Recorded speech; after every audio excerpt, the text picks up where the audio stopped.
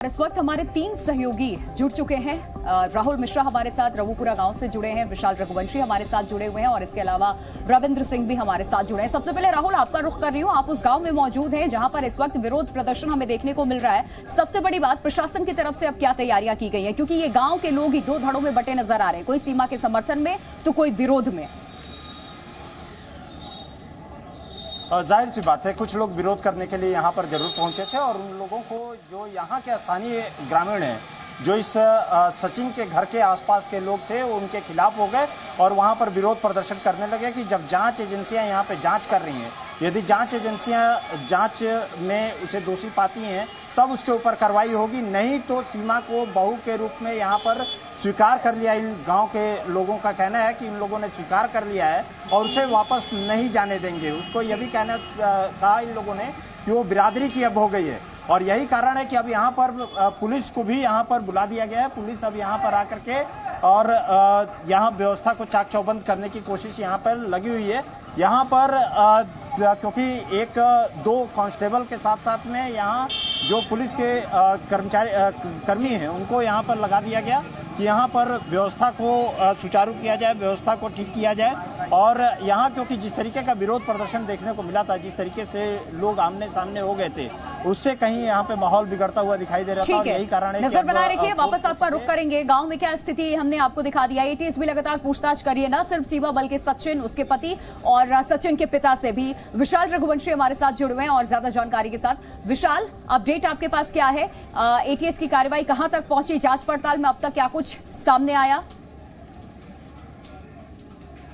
देखिए, लगातार UP ATS जो है वो पूछताछ कर रही है और आज हालांकि जो यूपी एटीएस ने जो 2 दिन पूछताछ की थी, उसका जो पूरा कंक्लूजन है, या जो सीमा हैदर ने तमाम लोकेशन बताई थी, तमाम जो इनपुट दिए थे, उसके आधार पर जो यूपी एटीएस है उसकी टीम अलग अलग जगह पर जाकर जो है इस पूरे मामले को लेकर जो चीज़ें बताई गई हैं सीमा हैदर के बारे ने, उसकी जो है तासीद कर रही हैं कि क्या उसने जो कहानी बताई है वो सही है या नहीं है।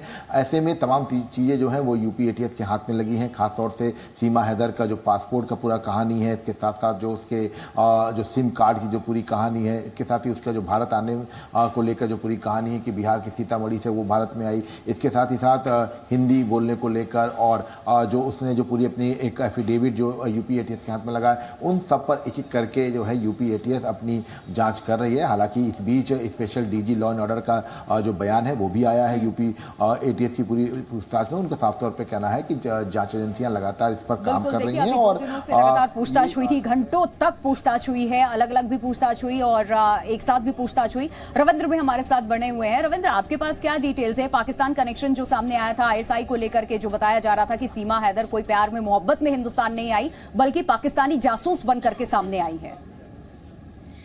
फिलहाल तो ये जांच का विषय है और दूसरा जो मेरे पास अभी तक इंफॉर्मेशन पहुंची है वो ये है कि सीमा हैदर की जांच अब पाकिस्तान में भी शुरू हो चुकी है। पाकिस्तान की जो जांच एजेंसीज, उनके घर में उनके परिवार वालों को मीडिया से अब दूर कर दिया गया है और ये जानकारी भी प्राप्त हुई है कि सीमा हैदर के जो छोटे बच्चे हैं वो भी हिंदी बहुत फ्लुएंटली, बहुत अच्छी ढंग से बोल पाते हैं, जबकि सीमा हैदर जिस इलाके को बिलोंग करती हैं वो वहाँ सिंधी भाषा बोली जाती है।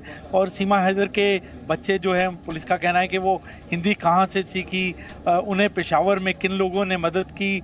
और उसके अलावा सीमा हैदर के जो ससुर हैं, उन्होंने 10 मई को एबटाबाद के एक पुलिस स्टेशन में एक कंप्लेंट दर्ज करवाई थी जिसमें सीमा हैदर के मिसिंग की रिपोर्ट लिखाई है। फिलहाल सीमा हैदर ना तो सिर्फ भारत में जांच के घेरे में है, वो पाकिस्तान के अंदर भी जांच के घेरे में है और पाकिस्तान इस पे, पाकिस्तान की जो एजेंसीज हैं वो तफ्तीश कर रही हैं कि सीमा हैदर किस तरह से पहुंची। हालांकि 2 फ्लाइट डिटेल्स भी ZTV के पास पहुंची हैं, जिन फ्लाइट से वो कराची से दुबई 2 दफ़ा गई, नेपाल गई, वो खुद वो मानती हैं। तो वो क्यों गई, किसके साथ गई, ये भी जांच का विषय है।